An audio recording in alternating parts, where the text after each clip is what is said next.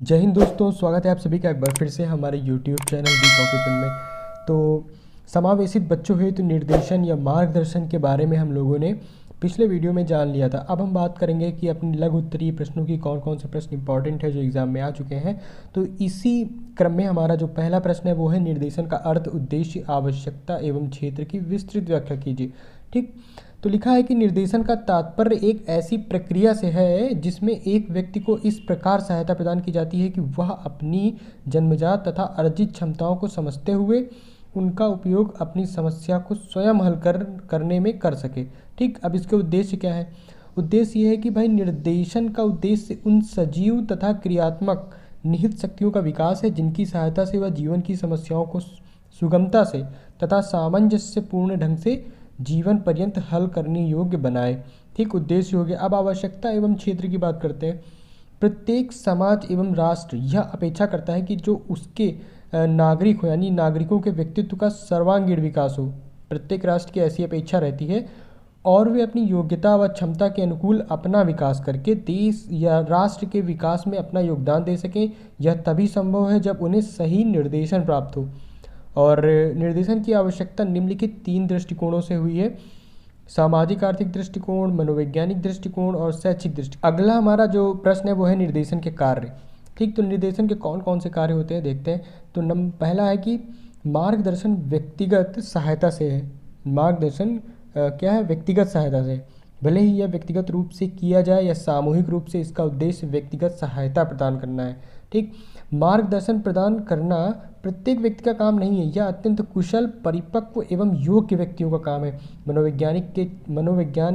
मनोविज्ञान के क्षेत्र में मार्गदर्शन एक तकनीकी कार्य है जिसके लिए प्रशिक्षित मार्गदर्शकों, कैरियर मास्टरों, मनोवैज्ञानिकों तथा परामर्शदाताओं की आवश्यकता होती है। ठीक, मार्गदर्शन किसी भी आयु के ऐसे व्यक्ति को दिया जा सकता है जिसे इसकी आवश्यकता हो। इस प्रकार मार्गदर्शन का क्षेत्र विस्तृत हो जाता है। इसमें विभिन्न आयु, विभिन्न रुचियों तथा विभिन्न स्वभावों के व्यक्तियों को लिया जा सकता है। मार्गदर्शन व्यक्ति में आत्मनिर्देशन की योग्यता को विकसित करता है।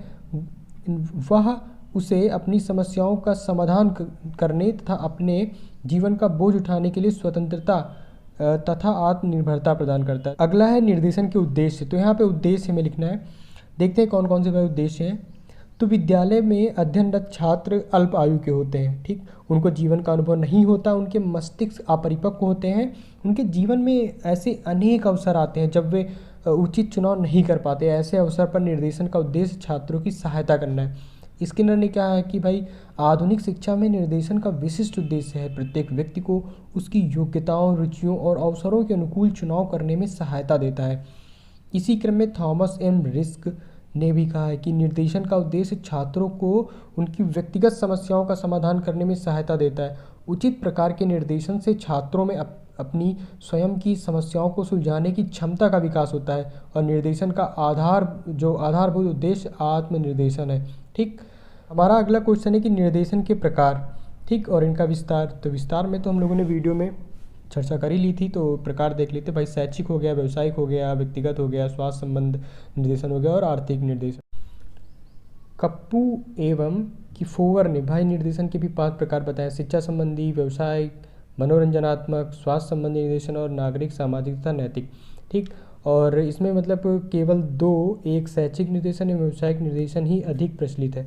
इन्होंने जितना बताया उसमें।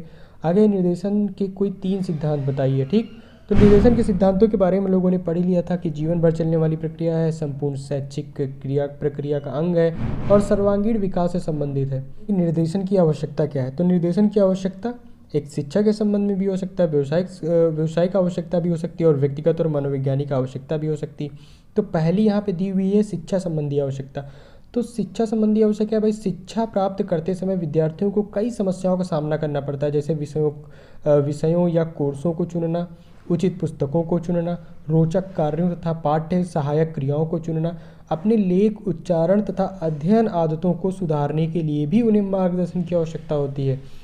सीखने की प्रक्रिया में तथा विशिष्ट ज्ञान एवं कौशल की प्राप्ति में भी उन्हें सहायता की आवश्यकता होती है। अतः उनकी शिक्षा संबंधी आवश्यकता विकासात्मक भी है और समायोजनात्मक भी। अतः उन्हें शिक्षा के क्षेत्र में उचित रूप से समायोजित होने के लिए एवं प्रगति के लिए मार्गदर्शन चाहिए। ठीक, तो ये तो शिक्षा संबंधी हो गई। अब आगे है कि व्यावसायिक आवश्यकता। शिक्षा का एक महत्वपूर्ण उद्देश्य बच्चों को भविष्य में अपनी रोजी कमाने के योग्य बनाना। उनके द्वारा भविष्य में कई व्यवसायों को अपनाया जा सकता है। इन व्यवसायों तथा अवसरों की जानकारी व्यक्तिगत एवं राष्ट्रीय साधनों की अधिकतम उपयोगिता के लिए अत्यंत आवश्यक है। मार्गदर्शन व्यावसायिक सूचना प्रदान करके हमारी इस दिशा में बहुत सहायता करता है। और प्रत्येक व्यक्ति हर प्रकार का काम नहीं कर सकता, ये भी सही है।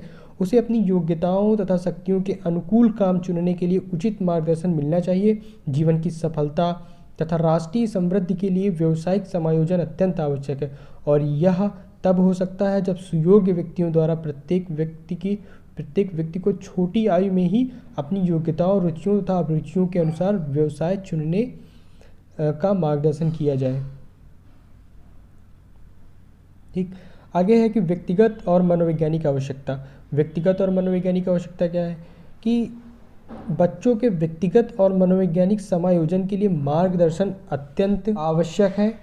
उनके उचित विकास तथा जीवन में उनकी सफलता के लिए उनका भावात्मक एवं सामाजिक समायोजन अत्यंत आवश्यक है। कुसमायोजन से कई गंभीर समस्याएं पैदा होती हैं। इससे बच्चों में कई प्रकार के मानसिक विकार उत्पन्न हो सकते हैं तथा बच्चों को मानसिक उलझनों, तनाव तथा चिंताओं से मुक्त करने के लिए मार्गदर्शन की आवश्यकता होती है।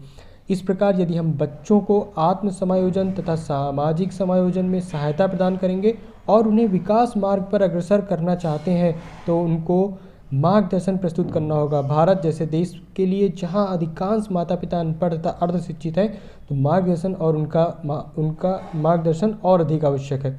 अतः अध्यापकों को मार्गदर्शन की आवश्यकता का अनुभव करना चाहिए और स्कूलों में मार्गदर्शन की व्यवस्था करनी चाहिए। ठीक, अगला क्वेश्चन है कि निर्देशन कार्यक्रम की विशेषताएं। ठीक, तो निर्देशन प्रशिक्षण लेने के पश्चात व्यक्तियों को व्यवस्थित निर्देशन कार्यक्रम का नेतृत्व करना चाहिए।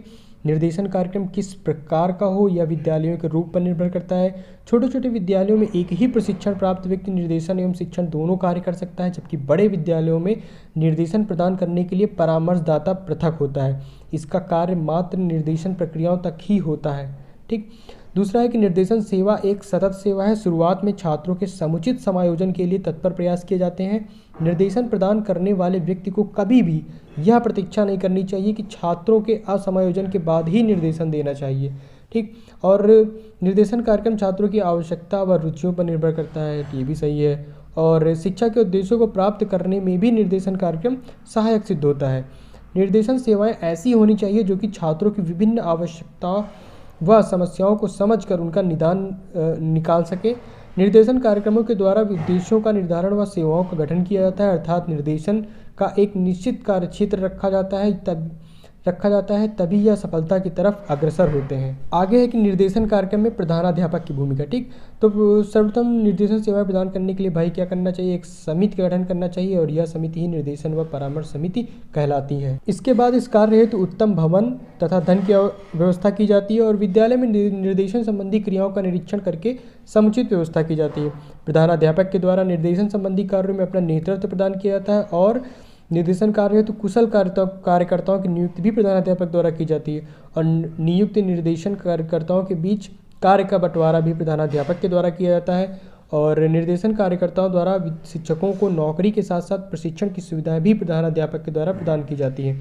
ठीक, और क्या है कि विद्यालय में निर्देशन सुविधाएं देने में प्रधानाध्यापक की भूमिका मुख्य होती है।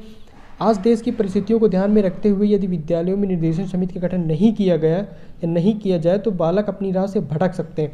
अतः छात्रों को नई राह दिखाने के लिए निर्देशन समिति का गठन होना अति आवश्यक है। इस निर्देशन समिति में प्रशिक्षित शिक्षकों को लिया जाता है और इस निर्देशन समिति के द्वारा यथा समय निर्देशन में योग्य क्रियाओं का निर्धारण तथा मूल्यांकन किया जाता है, परंतु सिर्फ उन्हीं शिक्षकों को इन कार्यों में सम्मिलित किया जाता है जो कि निर्देशन कार्यों में रुचि लेते हैं। इसके अंतर्गत निम्न व्यक्तियों को सम्मिलित किया जा सकता है कि जो क्या हो कि भाई निर्देशन कार्यों में रुचि रखने वाले व्यक्तियों को, वह व्यक्ति जो प्रोफेसर अथवा लेक्चरर जैसे उच्च पदों पर रह चुके हैं, वह व्यक्ति जो सेवारत है तथा उच्च शिक्षा से जुड़े क्षेत्रों में अपना योगदान प्रदान कर चुके हैं। बालकों में उचित निर्देशन में शिक्षक की क्या भूमिका हो सकती है। ठीक, तो यहाँ पे ये थ्योरी लिखी हुई है तो ठीक है, बाकी मेन पॉइंट्स होते हैं, आप इनको पढ़ लीजिए, यही काफ़ी है। तो लिखा है कि छात्रों के साथ संबंध स्थापित करके बाधित बालकों को पता लगाना, छात्रों कि अभिभावकों से संपर्क स्थापित करना, छात्रों को पुस्तकालय व सामाजिक संस्थाओं से संपर्क स्थापित करना सिखाना, पाठ्य सहगामी क्रियाओं का आयोजन करना, जिन छात्रों का साक्षात्कार किया जा चुका है उनकी रिपोर्ट का निर्देशन छात्रों को प्रदान करना और निर्देशन कार्यक्रम में व्यवसायों तथा शैक्षिक अवसरों की सूची देना। निर्देशन कार्यक्रम को अधिक सफल बनाने के लिए प्रधानाध्यापक व शिक्षकों को पूर्ण सहयोग देना, छात्रों की परीक्षाएं लेने में सहायता करना तथा ऐसे छात्रों को जो अधिगम में कठिनाई अनुभव करते हों उनको उपबोधकों के पास भेजना। आगे है कि निर्देशन की सीमाएं बताइए। तो भाई जीवन के प्रत्येक क्षेत्र में निर्देशन की बहुत अधिक आवश्यकता होती है, परंतु इसका असर यह नहीं है कि निर्देशन क्या है 100% समस्याओं को ही सुलझा दे, ठीक। लेकिन इसकी कुछ सीमाएं हैं, देखते हैं कि मानवीय व्यवहार अमूर्त तत्वों यानी मन, बुद्धि आदि से प्रभावित होता है। उन्हें पूरी तरह सही मापने का कोई उपकरण नहीं है। परिस्थिति बदल जाने से निर्देशन का स्वरूप भी बदल जाता है और परिस्थिति का पूर्वानुमान संभव नहीं। वातावरणीय जटिलता इतनी अधिक बढ़ जाती है कि उनमें सही निर्णय लेना बड़ा ही कठिन है। कुशल निर्देशन कार्यकर्ताओं का सदैव अभाव बना रहता है तथा अकुशल निर्देशक हाथों में मनोवैज्ञानिक उपकरण बड़े घातक सिद्ध हो सकते हैं। समस्याग्रस्त व्यक्ति के प्रति संवेदनशीलता के अभाव में प्रायः निर्देशन प्रभावी सिद्ध नहीं होता और व्यक्तियों में संवेदनशीलता निरंतर कम होती जा रही है। संभवतः यही कारण है कि इस ओर ध्यान नहीं दिया जा रहा है, ठीक। तो ये जो हमारे लघुत्तरीय प्रश्न थे ये इतने ही थे, ठीक। बाकी आप समझ गए होंगे, ठीक। और नहीं समझे होंगे तो वीडियो को एक बार फिर से देख लीजिए। बाकी वीडियो में अंत तक बने रहने के लिए आपका बहुत बहुत धन्यवाद।